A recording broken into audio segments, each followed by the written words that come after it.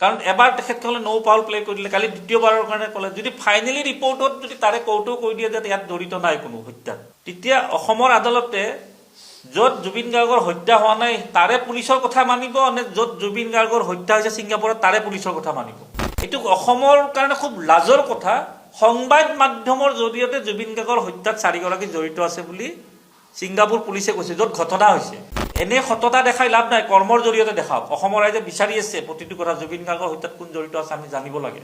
দুইখন দেশৰ তদন্তৰ ৰিপৰ্টটো বেলেগ বেলেগ হৈ থাকিলে ক'ত ন্যায় পাব?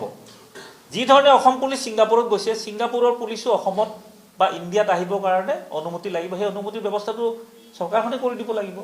11গৰাকীক প্ৰথমৰ পৰা চৰকাৰখনে বা CID ৰক্ষণাবেক্ষণ দি আছে, তাৰে মই প্ৰমাণটো দিম।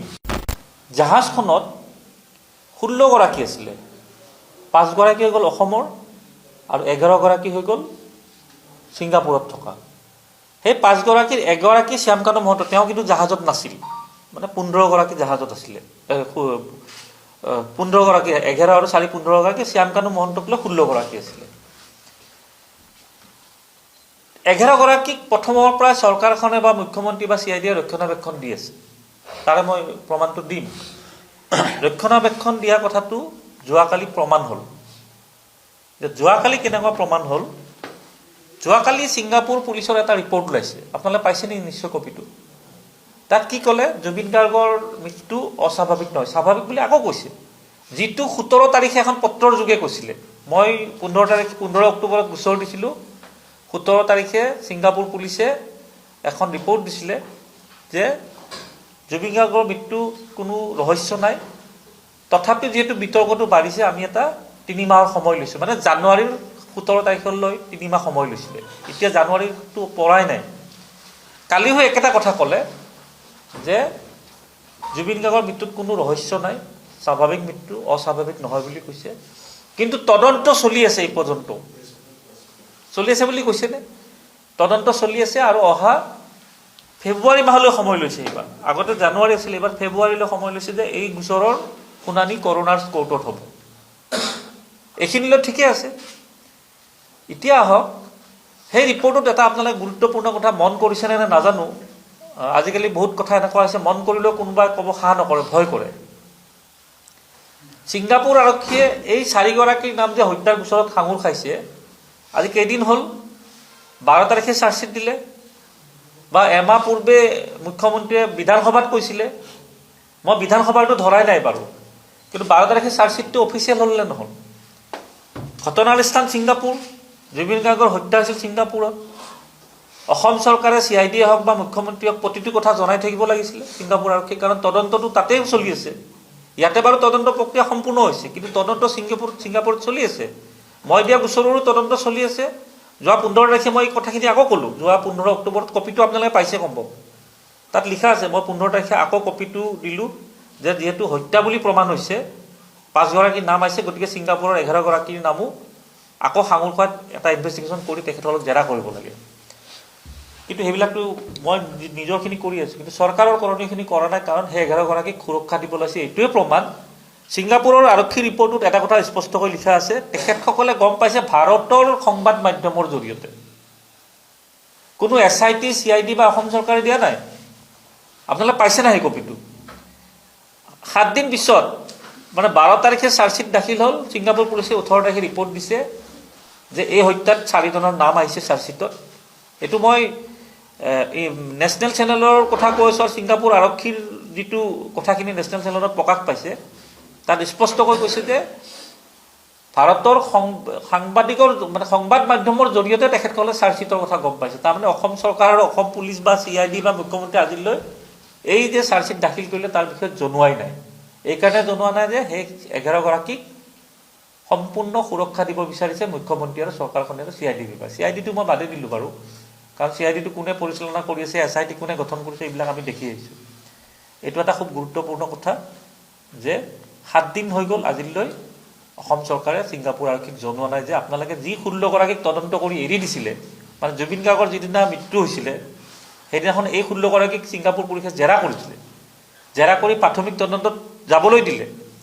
যাবলৈ দিয়াৰ পিছত এতিয়া যেতিয়া তাৰে 5গৰাকী হত্যাকাৰী ওলাল, চৰকাৰখনৰ দায়িত্ব আছিল যে 5গৰাকী অসমত থকা ওলাইছে, 11গৰাকী এতিয়াও ছিংগাপুৰত আছে। যে আপোনালোকে এটা অফিচিয়েল নোটটো যাব লাগিছিলে বা মুখ্যমন্ত্ৰীয়ে এটা ষ্টেটমেণ্ট পাব লাগিছিলে, কাৰণ এইটো জুবিন গাৰ্গৰ হত্যাকাণ্ড, ইমান সহজ কথা নহয়, কিন্তু ৰাইজে ইমান সহজে মানি নল'ব। এইটোৱে হ'ল চৰকাৰৰ ব্যৰ্থতা, দুৰ্বলতা আৰু একাংশক সুৰক্ষা কৰি একাংশক শাস্তি দিয়া এইটো এটা প্ৰক্ৰিয়া। এতিয়া দ্বিতীয়তে আহোঁ য়ৰ্ড পাৰ্টিৰ কথাটো। টিভিত যেতিয়া আমি সংবাদ মাধ্যমৰ বাতৰি চাওঁ, য়ৰ্ড পাৰ্টি আছাম এছ'চিয়েশ্যনে কৰা বুলি কয়, হয়নে? বা নৰ্থ ইষ্ট ফেষ্টিভেলে আয়োজন কৰা বুলি কয়। আছাম এছ'চিয়েশ্যন মানে ছিংগাপুৰত থকা। এই য়ৰ্ড পাৰ্টিটো না আছাম এছ'চিয়েশ্যনৰ নেতৃত্বত হৈছিলে, না ছিংগাপুৰৰ অনুষ্ঠিত নৰ্থ ইষ্ট ফেষ্টিভেলৰ নেতৃত্বত, এই দুইটাৰ নেতৃত্বত হোৱা নাই। য়ৰ্ড পাৰ্টিটো আছিল সম্পূৰ্ণ ছিংগাপুৰ এছ'চিয়েশ্যনৰ 11গৰাকী সদস্য। ছিংগাপুৰ আছাম এছ'চিয়েশ্যনত প্ৰায় 450ৰ ওপৰত সদস্য আছে। তাৰে ভিতৰত 11গৰাকীয়ে এই য়ৰ্ড পাৰ্টিৰ আয়োজন কৰিছিলে, 11গৰাকীয়ে। এতিয়া আয়োজন কৰাৰ পিছত জুবিন গাৰ্গৰ যিহেতু হত্যা হৈছে, হত্যাটো ক'ত হৈছে? জাহাজত, সাগৰত, ৰাস্তাততো হোৱা নাছিলে। তাত কোন জড়িত আছে কোন জড়িত নাই সেইটো প্ৰমাণ কৰিব আইন আদালতে, গোচৰটো চলিবহে এতিয়া। কিন্তু তদন্তৰ আওতাততো 16গৰাকী আহিব লাগিছিলে। যিখন চাৰ্জশ্বিটত প্ৰকাশ পাইছে, অখিল গগৈ ৰাজহুৱা কৰি সংবাদ মেল দিছিলে, মই তাৰে উদ্ধৃতি দি কৈ আছোঁ, যিকেইটা কাৰণত এই 5গৰাকীৰ বিৰুদ্ধে ধাৰা লাগিছে, 106 আৰু 105 আৰু 103, এই 5গৰাকীৰ বিৰুদ্ধে লাগিছে নে নাই, সেই ধাৰাসমূহ কি কাৰণত লাগে, সেই কাৰণসমূহ চাৰ্জশ্বিটত উল্লেখ আছে।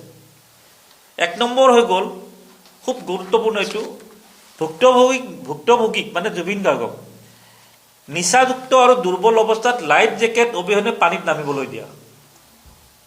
1 নম্বৰ, যাৰ বাবে এই 5গৰাকীৰ ওপৰত ধাৰা লাগিছে। 2 নম্বৰ, চিকিৎসাৰ বাধা থকাৰ পিছতো জুই আৰু পানীৰ ওচৰলৈ নিয়া। চিকিৎসকৰ বাধা আছিল, জুই আৰু পানীৰ ওচৰলৈ দিব নালাগে, তাৰপিছতো লৈ গৈছে। ফিটনেছ চাৰ্টিফিকেট অবিহনে য়ৰ্ড পাৰ্টিৰ বাবে বাধ্য কৰোৱা। তেওঁৰ ফিজিকেল তেওঁ অসুখ হৈ থাকে, গোটেই অসমবাসীয়ে জানে, গোটেই অসমত থকা বিদেশত থকা অসমীয়াই জানে জুবিন গাৰ্গ যেতিয়া অসুস্থ হয় ব্ৰেকিং নিউজ আহে। তেওঁ অসুস্থ বুলি জনাৰ পিছতো তেওঁক য়ৰ্ড পাৰ্টিত বাধ্য কৰাইছে। কোনে কৰাইছে য়ৰ্ড পাৰ্টিটো? কোনো আছাম এছ'চিয়েশ্যন বা কোনো নৰ্থ ইষ্ট ফেষ্টিভেলে নহয়। এই 11গৰাকী অসমীয়া, তাৰে যিগৰাকী অভিমান্যু নে কোনোবা এগৰাকীৰ নাম আছে, মুখ্যমন্ত্ৰীৰ অতিকৈ ঘনিষ্ঠ। ওলাই যাব, ভয়তে নক'ব পাৰে কোনোবাই, আমাৰ ভয় নাই। কথাটো যে জুবিন গাৰ্গৰ হত্যাৰ ন্যায় আমি যিকোনো পৰ্যায়লৈ যাওঁ। মই গৈছোঁ, দেখি আছে, মই 3বাৰকৈ ছিংগাপুৰ গ'লোঁ এতিয়ালৈ। জুবিন গাৰ্গৰ মৃগৰোগ আৰু বমিৰ লক্ষণক অৱহেলা কৰি পানীত সাঁতুৰিবলৈ উচতনি দিছে। প্ৰথমবাৰ তেওঁ সাঁতুৰিব যাই কিবাকৈ বাচি আহিল, আকৌ দ্বিতীয়বাৰ তেওঁক বাধ্য কৰাইছে। লাইফ জেকেট নিপিন্ধি বুলি কোৱাৰ পাছতো বাধা প্ৰদান কৰা নাই। এইটো আয়োজকসকলৰ দায়িত্ব আছিলে। বিপদৰ সময়ত উদ্ধাৰ কৰাৰ পৰিৱৰ্তে ভিডিঅ' ৰেকৰ্ডিং কৰি আছে। মানুহ এটা মৰি আছে, 75 মিনিট পৰি আছে বুলি আমি পিছত গম পাইছোঁ। 75 মিনিট ছিংগাপুৰৰ ৰাস্তাত পৰি থকা নাই, এই জাহাজখনত বা পানীত ডুবি আছিলে। আজিলৈ আমি ভিডিঅ' নাপালোঁ। তে এই 75 মিনিটত তোমালোকে তেখেতক সুৰক্ষা দিব বুলি তোমালোকে ভিডিঅ' ৰেকৰ্ডিং কৰি আছা, অৱহেলা কৰিছে। ফেৰী টাৰ্মিনেলৰ কথাটো কওঁ, এম্বুলেঞ্চখন আপোনালোকে কৈছে ন 75 মিনিট দেৰিকৈ আহিছে, কিবা আহিছে। আমাৰ ঘৰত যদি বা আপোনালোকৰ ঘৰত কাৰোবাৰ যদি দুৰ্ঘটনা হয়, কিবা এটা এক্সিডেণ্ট হ'ল, আপুনি এম্বুলেঞ্চখন লৈ ৰখিবনে নিজৰ বাহনখনত লৈ যাব মেডিকেললৈ? নিজৰ বাহনত লৈ যাব। এই য়ৰ্ড পাৰ্টি যি 11গৰাকীয়ে সাগৰত গৈছিলে, এটাতো পাৰৰ পৰাই গৈছিলে, কোনোবা এটা পাৰত গাড়ীবিলাক তেখেতসকলৰ, মই 11গৰাকীৰে নকওঁ, তাৰে 4-5গৰাকী, কেতিয়াবা মই প্ৰমাণো দি দিম ক'ত গাড়ী পাৰ্কিং কৰিছিল, কি কৰিছিল, চব এইবিলাক ভিডিঅ' কেমেৰাত ৰেকৰ্ডিং হৈ থাকে। তেখেতসকলে নিজা বাহনেৰে প্ৰথম সাগৰৰ পাৰলৈ গৈছে, বাহনবোৰ পাৰ্কিং কৰিছে, পাৰ্কিং কৰি জাহাজত উঠিছে, জাহাজত উঠি 1 ঘণ্টাত তেখেতসকলে ছেইণ্ট জন আইলেণ্ড পাইছে আৰু তাত ঘটনাটো হৈছে। তাত ঘটনাটো হোৱাৰ পিছত তেখেতসকলৰ দায়িত্ব আছিল এম্বুলেঞ্চলৈ ৰখিব নালাগে, ইমিডিয়েট তাৰ পৰা লৈ আনি নিজৰ বাহনেৰে প্ৰথম লৈ যাব লাগিছিল মেডিকেললৈ। কিন্তু সেইটো নকৰিলে। আচ্ছা, সেইটো নকৰি কি কৰিলে? তেখেতসকল নিশ্চিত হৈছে যে জুবিন গাৰ্গৰ মৃত্যু হৈছে, আমি আৰু চেষ্টা কৰি লাভ নাই, যাৰ বাবে এম্বুলেন্সৰ কাৰণে 70ৰ পৰা 90 মিনিট তেখেতসকলে ৰখি থাকিল হয়নে কথাটো যদি ৰাজপথত 70ৰ পৰা 90 মিনিট ৰখি থাকিলে হয় ছিংগাপুৰৰ নিচিনা দেশ এখনত পুলিচ প্ৰশাসন এনি টাইম সষ্টম হৈ থাকে তেখেতসকল কোন দোষী কোন নিৰ্দোষী কি হত্যা সেইটো পিছত চাব প্ৰথম তেখেতক ট্ৰিটমেণ্ট দিলে হয় ট্ৰিটমেণ্টৰ পৰা এইকাৰণে বঞ্চিত হ'ল যে এখেতসকলৰ অৱহেলা এতিয়া কথাটো হৈ গ'ল এই যিকেইটা কাৰণ মই আপোনালোকক ক'লোঁ এই কাৰণকেইটাৰ ভিত্তিত তেখেতসকলৰ এই 5জনৰ ওপৰত 103 আৰু 105ৰ গোচৰ ৰুজু কৰিছে তে এইকেইটা কাৰণ সেই 11গৰাকীৰ ক্ষেত্ৰত প্ৰযোজ্য হ'ব লাগে নে নালাগে একেখন জাহাজত 16গৰাকী আছে 5গৰাকীৰ ক্ষেত্ৰত প্ৰযোজ্য হ'ল বাকী 11গৰাকীৰ ক্ষেত্ৰত নহ'ল আৰু আটাইতকৈ ডাঙৰ কথা এই 11গৰাকীক যে শাস্তি দিব বিচৰা নাই মই বাদেই দিলোঁ অন্ততঃ তদন্তলৈ আনক তদন্ত প্ৰক্ৰিয়ালৈ আনক চাৰ্জশ্বিটত নাম দিলেতো দোষী হৈ নাযায় চাৰ্জশ্বিটত নাম দিলে দোষী হৈ যায় নেকি মোৰ 27টামান গোচৰ কংগ্ৰেছ দলে কৰা গোচৰ মোৰ চলি আছে এতিয়াও তাৰে 5টামান চাৰ্জশ্বিটতো নাম আহে মই দোষী হ'লোঁ নেকি কিছুমান গোচৰত মই ৰেহাইও পালোঁ মই নিজৰ কৈছোঁ দেই এইটো আপোনালোকে পাই যাব মোৰ এফিডেভিটখনত পাই যাব কাৰোবাক ধমকি দিছোঁ কাৰোবাক অমুক কৰিছোঁ গোচৰত চাৰ্জশ্বিটত নাম আহিছে আকৌ নিৰ্বাচনত মই দেখাব লগা হয় চাৰ্জশ্বিটত নাম হৈছে গোচৰ চলি আছে এইবিলাকতো লুকাব নোৱাৰি আৰে ভাই 11গৰাকীৰ নামটো চাৰ্জশ্বিটত আনা চাৰ্জশ্বিটত আনাত অসুবিধাত কি আছে নন্দিনী কাশ্যপৰ ধাৰা একে লগা নাছিল জানো আজিতো চৰকাৰী কাৰ্যসূচী কৰি আছে তেনেকুৱা কি আছে মুখ্যমন্ত্ৰীয়ে চৰকাৰে বা CIDৰ কথা SITৰ কথা মই নকওঁৱেই এই 11গৰাকীৰ কথা শুনিবই নোখোজে আৰু এইটো প্ৰমাণ হ'ল যোৱাকালি ছিংগাপুৰ পুলিচে যিটো কালি বিবৃতি দিলে এইটো অসমৰ কাৰণে খুব লাজৰ কথা সংবাদ মাধ্যমৰ জৰিয়তে জুবিন গাৰ্গৰ হত্যাত 4গৰাকী জড়িত আছে বুলি ছিংগাপুৰ পুলিচে কৈছে য'ত ঘটনা হৈছে এটা সময় এনেকুৱা আহিব আদালতত যেতিয়া ট্ৰায়েল চলিব এই গোচৰটো তেতিয়া যদি ছিংগাপুৰ পুলিচে কৈ দিয়ে মইতো লক্ষণটো সেনেকুৱা দেখি আছোঁ কাৰণ এবাৰ তেখেতসকলে নৌ পাউল প্লে কৰি দিলে কালি দ্বিতীয়বাৰৰ কাৰণে ক'লে যদি ফাইনেলি ৰিপৰ্টত যদি তাৰে কৌটো কৈ দিয়ে যে ইয়াত জড়িত নাই কোনো হত্যাত তেতিয়া অসমৰ আদালতে য'ত জুবিন গাৰ্গৰ হত্যা হোৱা নাই তাৰে পুলিচৰ কথা মানিব নে য'ত জুবিন গাৰ্গৰ হত্যা হৈছে ছিংগাপুৰত তাৰে পুলিচৰ কথা মানিব এইটো এটা ডাঙৰ বস্তু নহয় জানো গতিকে এই ধৰণৰ বিভিন্ন ধৰণৰ ব্যক্তিগত স্বাৰ্থত সেই 11গৰাকীক সুৰক্ষা দিব বিচাৰি আছে আৰু যোৱাকালি দেখিবলৈ পালোঁ অখিল গগৈৰ ওপৰত গোচৰ দিছে চাৰ্জশ্বিটখন বিকৃতি কৰা বুলি কিবা ক'লে এতিয়া বিকৃতই কৰিছে নে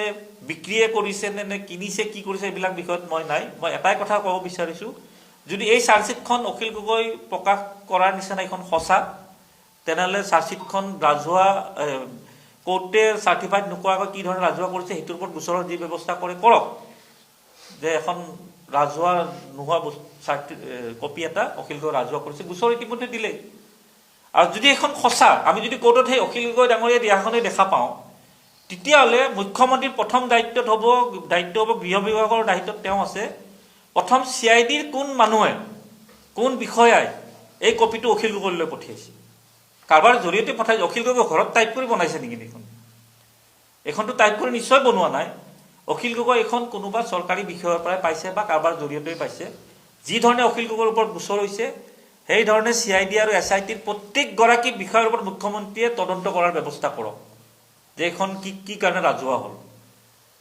এনে সততা দেখাই লাভ নাই কৰ্মৰ জৰিয়তে দেখাওক অসমৰ ৰাইজে বিচাৰি আছে প্ৰতিটো কথা জুবিন গাৰ্গৰ হত্যাত কোন জড়িত আছে আমি জানিব লাগে সেই গতিকে অখিল গগৈ যদি সঁচা কথা কৈছে চাৰ্জশ্বিটখন যদি সঁচা প্ৰথম অফিচাৰৰ তাৰে CID বা SITৰ মানুহ জড়িত থাকিব লাগিব আৰু যদি CID SIT মানুহ জড়িত নাই তেখেতসকল নিশ্চয় কোনোবা ৰাজনৈতিক নেতাক দিছিলে তাৰে কপি ৰাজনৈতিক নেতাৰ জৰিয়তে অখিল গগৈ তাত পৰিছে মই অখিল গগৈক দুখ কৰি কোৱা নাই তেওঁ হৈ গ'ল লাষ্ট মেন চাৰ্জশ্বিটখন য'ৰ পৰা ওলাইছে কোনোবা এগৰাকী প্ৰথম ব্যক্তিটো থাকিব আৰু সেই প্ৰথম ব্যক্তিগৰাকী হ'ব হয় ৰাজনীতিক হ'ব নহয় আৰক্ষী বিষয়া হ'ব প্ৰথম সেইসকলৰ বিৰুদ্ধে ব্যৱস্থা ল'ব লাগে এই ধৰণৰ বিভিন্ন খেলিমেলি মই আকৌ কৈছোঁ যিকেইটা কাৰণত 5গৰাকীৰ ওপৰত 105 103 ধাৰা সংযোগ কৰিছে সেই একেইকেইটা কাৰণত জাহাজত থকা পাৰ্টি খোৱা পুৰা যোগান ধৰা অৱহেলাৰ গোচৰ 75 মিনিট পৰি থকা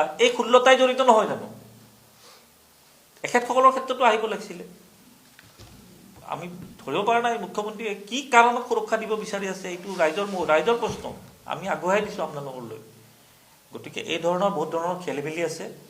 এই গোচৰৰ ভৱিষ্যত কি হ'ব কোনো নাজানে, কাৰণ দেশৰ মাজত হৈছে, আৰু এই মুহূৰ্তলৈ দুইখন দেশৰ মতটো বেলেগ বেলেগ, দুইখন দেশৰ মত বেলেগ বেলেগ।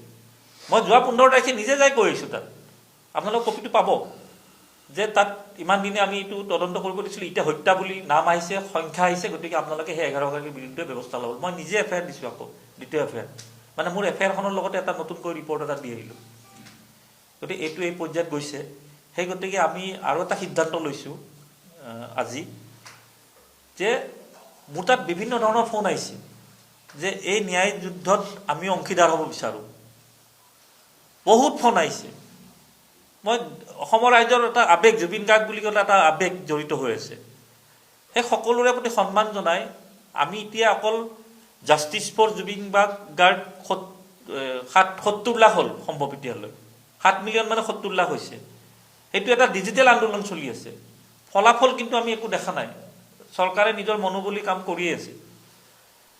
আমি এতিয়া প্ৰত্যেক জিলাই জিলাই আমাৰ যিবোৰ সমৰ্থক আছে, বা আমাৰ যিবোৰ দলৰ কৰ্মী আছে, বা আমাৰ যিবোৰ শুভাকাংক্ষী আছে, সকলোকে আমি খবৰ দিছোঁ ইতিমধ্যে যে আজি আমি এখন সাধাৰণ ফৰ্ম এখন আমি মোৰ পেজতে মই দি দিম, আৰু সেই ফৰ্মখন ডাউনলোড কৰি যিসকলে এই ন্যায় যাত্ৰাত অংশ ল'ব বিচাৰে সেইসকলৰ স্বাক্ষৰসহ আমি ছিংগাপুৰ আৰক্ষীলৈ এই মাহৰ ভিতৰতে এখন আবেদন প্ৰেৰণ কৰিম যে আপোনালোকে, আবেদনটো স্পষ্টকৈ লিখা থাকিব, সেইখনো ৰাজহুৱা কৰি দিম, যে আপোনালোকে প্ৰাথমিক তদন্তত যি 16 গৰাকীক যাবলৈ দিলে তাৰে 5 গৰাকী হত্যাকাৰী ওলাল, আৰু 11 গৰাকী ছিংগাপুৰত আছে, তেখেতসকলৰ বিষয়ে অসম আৰক্ষীয়ে একো কৰা নাই। আপোনালোকে জুবিন গাৰ্গক চেলিব্ৰিটি হিচাপে নহয়, এগৰাকীক পৰ্যটকৰ ন্যায় হিচাপে, পৰ্যটক এগৰাকী এখন দেশত গৈ মৃত্যু হ'লে পুলিচৰ যিটো দায়িত্ব, সেই দায়িত্ব পালন কৰক। অসমৰ ৰাইজে বিচাৰিছে, আমি এইটো কোনো গোচৰ হিচাপে নহয়, আবেদন হিচাপে আপোনালোক জনালোঁ যে যিহেতু হত্যাত নাম সাঙুৰ খাইছে 5 জনৰ, আৰু সেই 5 জনক আপোনালোকে তদন্ত কৰি এৰি দিছে, ছিংগাপুৰে প্ৰাথমিক পৰ্যায়ৰ তদন্তত এৰি দিছিলে। গতিকে এই তদন্ত প্ৰক্ৰিয়াটো আপোনালোকে আকৌ নতুনকৈ কৰি সেই 11 গৰাকীৰ বিৰুদ্ধে শাস্তি দিয়াৰ ব্যৱস্থা কৰক বুলি এই মাহৰ ভিতৰত পঠাম। আৰু অসমৰ কিমান জনসাধাৰণে ইয়াত সহযোগ কৰিব আপোনালোকক পঠোৱাৰ আগমুহূৰ্তত মই জনাই দিম। আৰু এই কাৰ্যসূচীৰ বাবে অসমৰ জুবিন ফেন ক্লাব বা জুবিন অনুৰাগী বা অসমৰ ৰাইজ বা সকলোকে মই কোৱা নাই যে নিজে কিবা কৰিব লাগে, আমি যিখিনি কৰি আছোঁ সহযোগ কৰক, আগুৱাই আহক। ইতিহাসত কথা এটা থাকি যাব, ন্যায় ব্যৱস্থা কি হয় কি নহয় পিছৰ কথা, যে অসমৰ ৰাইজে জুবিন গাৰ্গৰ হত্যাৰ গোচৰত ছিংগাপুৰতো এখন আবেদন দিছিলে, আৰু সেই আবেদনখনত এনেই আমি 70 লাখ কৈ আমি জাষ্টিছ বিচাৰি থাকিলে নহ'ব। সেই আবেদনসমূহতো এটা ভাল সংখ্যক স্বাক্ষৰ থাকিলে ধৰি লওক আমি ক'ব পাৰিম যে হয় অসমৰ ৰাইজে মনেৰে ন্যায়টো বিচাৰিছে। যিহেতু অসম আৰক্ষী ছিংগাপুৰত দেৰিকৈ হ'লেও গৈছিল, ঠিক তেনেকুৱা যেতিয়া 5 গৰাকী গ্ৰেপ্তাৰ হ'ল, মুখ্যমন্ত্ৰীৰ দায়িত্ব আছিলে যে ইয়ৰ্কখনত যিহেতু 16 গৰাকী আছিল, তাৰে 5 গৰাকী আমি জেৰা কৰাৰ পিছত তেখেতসকল হত্যাকাৰী ওলাল।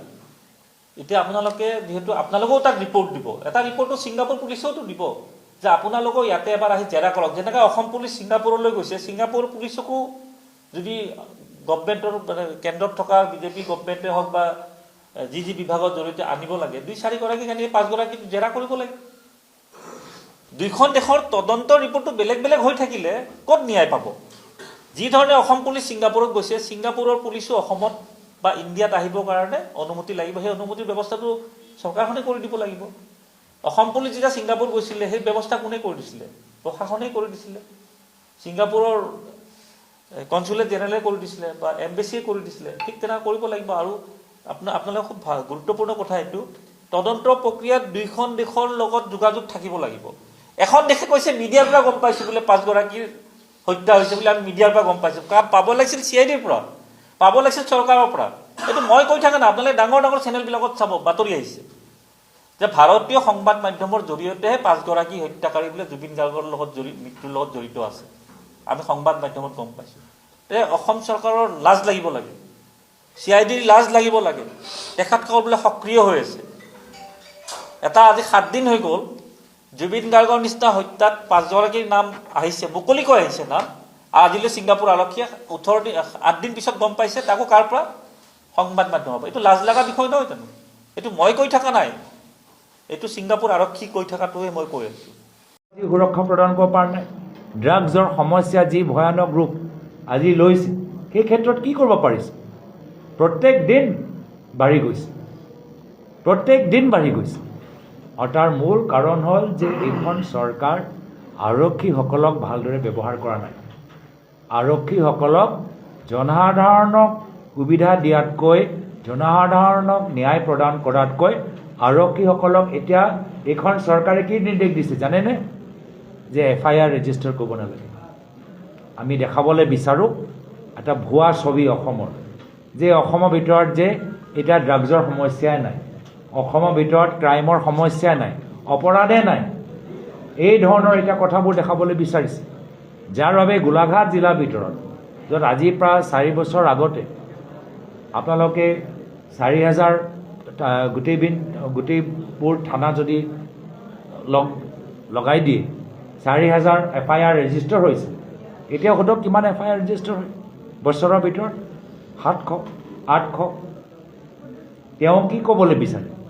যে অপৰাধ কমি গ'ল, ড্ৰাগছৰ সমস্যা কমি গ'ল, মাৰপিট কমি গ'ল, মহিলাসকল আৰু নিৰাপত্তাত আছে, এইখিনি ক'বলৈ বিচাৰে। তো ভুৱা মিছলীয়া কথাবোৰ অহংকাৰিত হৈ অসমৰ ইতিহাসত আটাইতকৈ মিছলীয়া মুখ্যমন্ত্ৰীও হৈছে হিমন্ত বিশ্ব শৰ্মা ডাঙৰীয়া।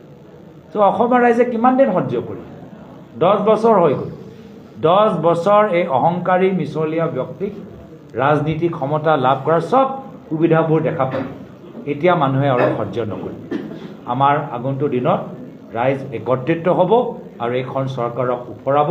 তাৰ বাবে আমাৰ ৰাইজৰ পল্লীত ৰাইজৰ কংগ্ৰেছৰ এই অনুষ্ঠানৰ ভিতৰত যথেষ্ট অংশগ্ৰহণ কৰিছে আৰু আমি আমাৰ ফালৰ পৰা ৰাইজক ধন্যবাদ জ্ঞাপন কৰিছোঁ। অসমৰ মহিলাৰ বাবে যিমান কাম কংগ্ৰেছে কৰিছে বিজেপি কৰিব পৰা নাই। আমাৰ দিনত যিমান বিভিন্ন ধৰণৰ এটা বহল সংকল্প লৈ প্ৰয়াত তৰুণ গগৈদেৱ অসমৰ মহিলাৰ কাৰণে কাম কৰিছে, ৰাজনৈতিক, আৰ্থিক, সামাজিক, স্বাস্থ্য ক্ষেত্ৰত, আজীৱিকা ক্ষেত্ৰত, চৰকাৰী চাকৰিৰ ক্ষেত্ৰত এটা বহল সপোন লৈ প্ৰয়াত তৰুণ গগৈদেৱে অসমৰ মহিলাৰ বাবে কাম কৰিছে। আঁচনি আছে, পঞ্চায়তৰ ভিতৰত তেওঁলোকৰ ৰিপ্ৰেজেণ্টেশ্যন বঢ়াই 50% ৰাজনৈতিকভাৱে ক্ষমতা দিয়া। প্ৰথম তেওঁলোকে ঘৰৰ পৰা ওলাই অনা মানুহজনে হৈছে প্ৰয়াত তৰুণ গগৈদেৱ আত্মসহায়ক গোট যোগেদি। আৰু সেই সময়ত আত্মসহায়ক গোট কিয় সৃষ্টি কৰা গ'ল?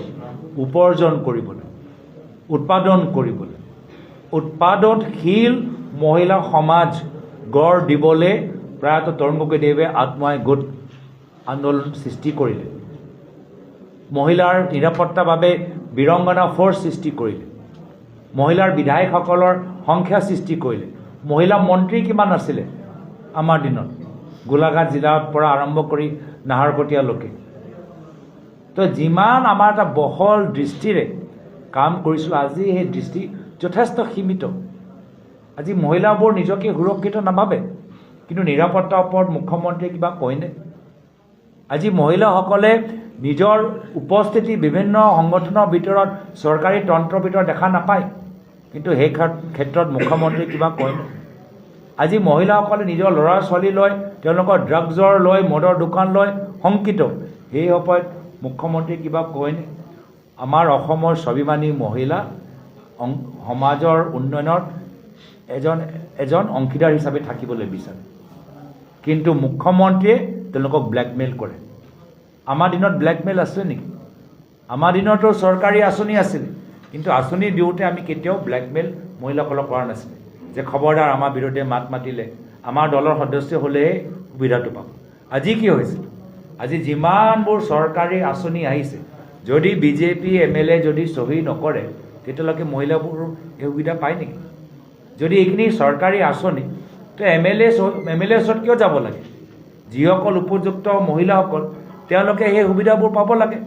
কিন্তু বিজেপি সভা গ'লেই 4 ঘণ্টা বহিলেই MLA ওচৰত গ'লেই তেতিয়াহে সুবিধা পায়। তো ইয়াততো ব্লেকমেইল। তো এই যে আমি পুনৰবাৰ আমি অসমৰ মহিলাসকলৰ বাবে এটা বিশেষ মেনিফেষ্টো যিদৰে প্ৰিয়ংকা গান্ধী ডাঙৰীয়ানীয়ে উত্তৰ প্ৰদেশত এটা বহল দৃষ্টিৰে এটা মহিলা স্পেচিফিক মেনিফেষ্টো ইস্তিহাৰ তৈয়াৰ কৰিলে।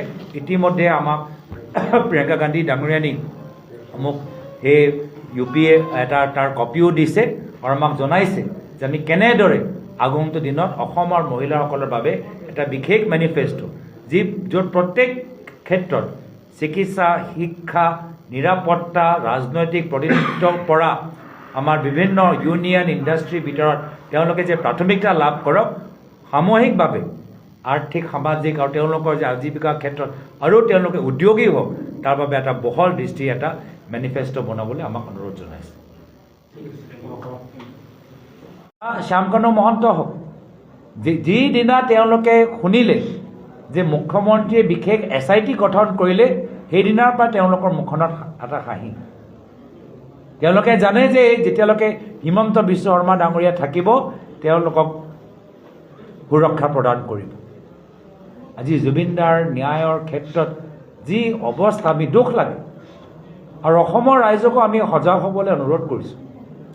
আমি যথেষ্ট আৱেগিক হৈ আমি একত্ৰিত হৈ জুবিন দাক আমি সাংঘাতিকভাৱে বিদায় দিলোঁ, ঐতিহাসিকভাৱে বিদায় দিলোঁ।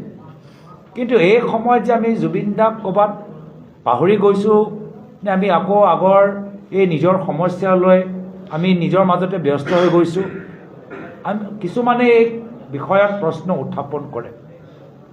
এই সময়ত যি সময়ত বিহু কাষ চাপিছে, আমি সকলোৱে আৰু অলপ সজাগ আৰু সতৰ্ক হোৱাটো উচিত। মই প্ৰথম দিনৰ পৰাই কৈছোঁ যে মুখ্যমন্ত্ৰী হিমন্ত বিশ্ব শৰ্মা ডাঙৰীয়া থাকিলে জুবিন দা কেতিয়াও ন্যায় নাপায়, তথ্যবোৰ আমি অৱগত নহ'ম আৰু শ্যামকানু মহন্ত ৰেহাই পাব। আৰু সেই পৰ্যায়লৈহে গৈছে। যদি হিমন্ত বিশ্ব শৰ্মা ডাঙৰীয়া মুখ্যমন্ত্ৰী হৈ থাকে, এই যিমানবোৰ নাম আছে সকলোৱে বেলত ওলাই আহিব, মুকলি আকাশৰ তলত আগৰ দৰে তেওঁলোকে জীৱন উদযাপন কৰিব। দ্বিতীয় কথা হ'ল যে চাওক, ইমান অহংকাৰ মুখ্যমন্ত্ৰী, নিজকে ইমান শক্তিশালী ভাবে যে নিজে ঘোষণা কৰি দিলে কেন্দ্ৰৰ চৰকাৰৰ লগত কোনো ধৰণৰ মহিলা শ্ৰমিকসকল আজি তেওঁলোকৰ কিমান কষ্ট, ক্ৰেছ নাই। আজি কিমান মহিলা আমাৰ তেওঁলোকৰ কাৰণে চাইল্ড কেয়াৰ ফেচিলিটি নাই।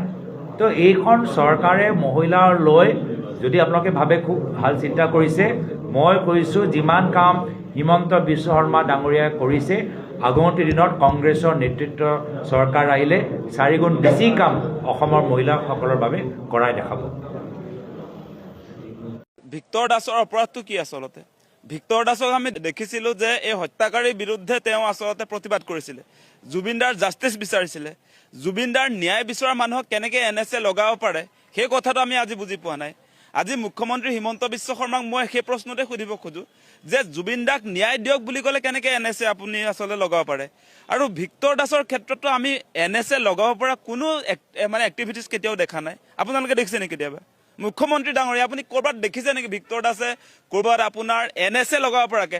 ৰাষ্ট্ৰদ্ৰোহ কৰা কিবা কাৰ্যকলাপত ভিক্টৰ দাস আত্মনিয়োগ কৰিছে তেনেকুৱা ধৰণৰ কথা বতৰা আমি কেতিয়াও দেখা নাই। গতিকে ভিক্টৰ দাসৰ ক্ষেত্ৰত ৰাষ্ট্ৰদ্ৰোহিতাৰ যিটো গোচৰ তৰিছে সেইটো কোনো কাৰণতে গ্ৰহণীয় নহয়। সেইকাৰণে আমি কৈছোঁ যে ভিক্টৰ দাসৰ ক্ষেত্ৰত বৰ্তমান সময়ত যি ধৰণে আচলতে চৰকাৰখনে আক্ৰোশমূলকভাৱে এতিয়া তেওঁক দীৰ্ঘদিন পোতাশালত ৰাখিবৰ কাৰণে যি ব্যৱস্থাপনা কৰিছে সেইটো আমি ধিক্কাৰ জনাইছোঁ আৰু অতি শীঘ্ৰে ভিক্টৰ দাসক আচলতে মুক্তি দিবৰ কাৰণে দাবী উত্থাপন কৰিছোঁ। আৰু সেই ফাঁচি বিচৰা মানুহক আপোনালোকে যদি গ্ৰেপ্তাৰ কৰে সেইটো মানে কি? আপোনালোকে সেই হত্যাকাৰীৰ পক্ষত অৱস্থান কৰিছে, সেইটোহে আমি বুজি পাইছোঁ। আচলতে ভিক্টৰ দাসক জেলত ভৰাই থোৱা মানে মই সেই কথাই বুজি পাম যে সেই হত্যাকাৰীসকলক চৰকাৰে আচলতে সমৰ্থন জনাইছে, সেইকাৰণে এতিয়া জুবিনদাৰ জাষ্টিছ বিচৰা মানুহক তেওঁলোকে জেলত ভৰাইছে, সেই কথাটোৱে স্পষ্ট হৈছে এতিয়া। আৰু আমি যিবিলাক কথা কৈছিলোঁ আপোনালোকে নিশ্চয় দেখা পাইছে, জুবিনদাৰ যিটো তদন্ত প্ৰক্ৰিয়া সেইটোক লৈ অসমৰ ৰাইজটোতো সন্তুষ্ট নহয়। এতিয়া মুখ্যমন্ত্ৰীয়ে বিভিন্ন আপোনাৰ জুবিনদাৰ কাৰণে টকা পইচা অনুদান দি দিলেই জুবিনদাই ন্যায় পাব নেকি সেই কথাটো আপোনালোকে বিবেচনা কৰক আৰু আমি যিবিলাক কথা কৈ আছিলো যে কি জুবিনদাক কোনে ছিংগাপুৰলৈ নিছিলে আমাৰ মূল কথাটো সেইটো জুবিনদাক ছিংগাপুৰলৈ নিছিলে বিজেপি চৰকাৰৰ বিদেশ মন্ত্ৰণালয়ে আয়োজন কৰা নৰ্থ ইষ্ট ইণ্ডিয়া ফেষ্টিভেলত জুবিনদাই সংগীতানুষ্ঠান পৰিৱেশন কৰিবলৈ গৈছিলে আৰু এটা কথা অপ্ৰিয় যদিও সত্য অসমবাসী ৰাইজে নকয় যদিও আমি কম যে জুবিনদাক প্ৰয়োজনীয় আচলতে নিৰাপত্তাৰ ব্যৱস্থা ছিংগাপুৰত কৰি নিদিয়াৰ কাৰণে জুবিনদা আমাৰ মাজত নাই সেইটোহে বেছিক কথা আৰু সেই প্ৰশ্নটো উত্থাপন কৰাৰ কাৰণে আমাক এতিয়া জেলত দিব সেই কথাটো কি আচলতে ভিক্টৰ কি অপৰাধ আছে আপুনি কওক সেই কথাটো ভিক্টৰ আছে ন্যায়হে বিচাৰিছে ন্যায় বিচৰা মানুহক এনেকে NSA লগাব পাৰে নেকি সেই কথাটো কৈছো আৰু মই এই মুহূৰ্তত সেইকাৰণে এটা দাবী উত্থাপন কৰিছো অসমবাসী ৰাইজকো আহ্বান জনাম যে ভিক্টৰ দাসক অন্যায়ভাৱে জেলত ৰাখিছে আৰু ভিক্টৰ দাস কোনো কাৰণতে আচলতে ৰাষ্ট্ৰদ্ৰোহী নহয় অসমবাসী ৰাইজেও ভিক্টৰ দাসৰ মুক্তিৰ কাৰণে দাবী উত্থাপন কৰা প্ৰয়োজন সেই মানুহজন খোলাখুলি মানুহ ভিক্টৰ দাসৰ কথা যদি আপোনালোকে চাই তেওঁক দেখিব যেতিয়াই চৰকাৰে জনগণ বিৰোধী সিদ্ধান্ত গ্ৰহণ কৰিছে তেতিয়াই তেওঁ মাত মাতিছে সামাজিক মাধ্যমত তেওঁ অৰ্গেনাইজেশ্যনৰ মানুহ নহয় তথাপি তেওঁ নিজাববীয়াকে কিন্তু সেই জনগণ বিৰোধী জাতি বিৰোধী চৰকাৰী সিদ্ধান্তৰ বিৰুদ্ধে সৰব হৈছে সেইটোক লৈ চৰকাৰে আক্ৰোশমূলকভাৱে এতিয়া গ্ৰেপ্তাৰ কৰা কাৰ্যসূচীটো অত্যন্ত নিন্দাজনক সেইকাৰণে অসমবাসী ৰাইজে বৰ্তমান সময়ত যিহেতু জুবিনদাৰ জাষ্টিছ বিচাৰি জেলত আছে ভিক্টৰ দাস গতিকে জুবিনদাৰ কাৰণে বা ভিক্টৰৰ যি ধৰণে আচলতে আক্ৰোশৰ বলি হৈছে সেইকাৰণে আচলতে আমি অসমবাসী ৰাইজে ভিক্টৰ দাসক মুক্তিৰ দাবী জনোৱা উচিত আমি এটা জনমত গঠন কৰিব লাগে সকলোৱে চিন্তা কৰি চাওক বেলেগ কোনো কথা নাই আগতেও বহুত গালি পাৰিছিলে চৰকাৰক ভিক্টৰ দাসে সেই সময়তো জেলত ভৰোৱা নাছিলে তেতিয়া চৰকাৰ শুই আছিলে নেকি ক'বলৈ গ'লে এতিয়া কোনটো কেছত তেওঁক আচলতে গ্ৰেপ্তাৰ কৰা হ'ল তেওঁক গ্ৰেপ্তাৰ কৰা হৈছে জুবিনদাৰ জাষ্টিছ বিচৰা কেছটোত আগতে বহুত তেনেকুৱা ধৰণৰ আপোনাৰ চৰকাৰৰ ভুল সিদ্ধান্তৰ বিৰুদ্ধে মাত মাতিছে আৰু মাত মতা মানে জেলত ভৰোৱা বা গোচৰ তৰা সেই কথাটো কোনে সমৰ্থন কৰিব সেইটো গণতান্ত্ৰিক দেশ এখনত হ'ব পাৰে নেকি নে এইটো হিটলাৰৰ চৰকাৰ চলিছে হিমন্ত বিশ্ব শৰ্মা আপুনি হিটলাৰ নেকি হিটলাৰেহে এনেকুৱা ধৰণে আচলতে জোৰ জুলুম কৰি মানুহক অন্যায়ভাৱে গ্ৰেপ্তাৰ কৰি ৰাখে তেওঁৰ বিৰুদ্ধে কোনোবাই মাত মাতিলে গ্ৰেপ্তাৰ কৰে এতিয়া সেই সিদ্ধান্ত মুখ্যমন্ত্ৰীৰ ফালৰ পৰা আমি দেখিছো গতিকে আমাৰ দাবী অতি শীঘ্ৰে ভিক্টৰ দাসক মুকলি কৰি দিয়ক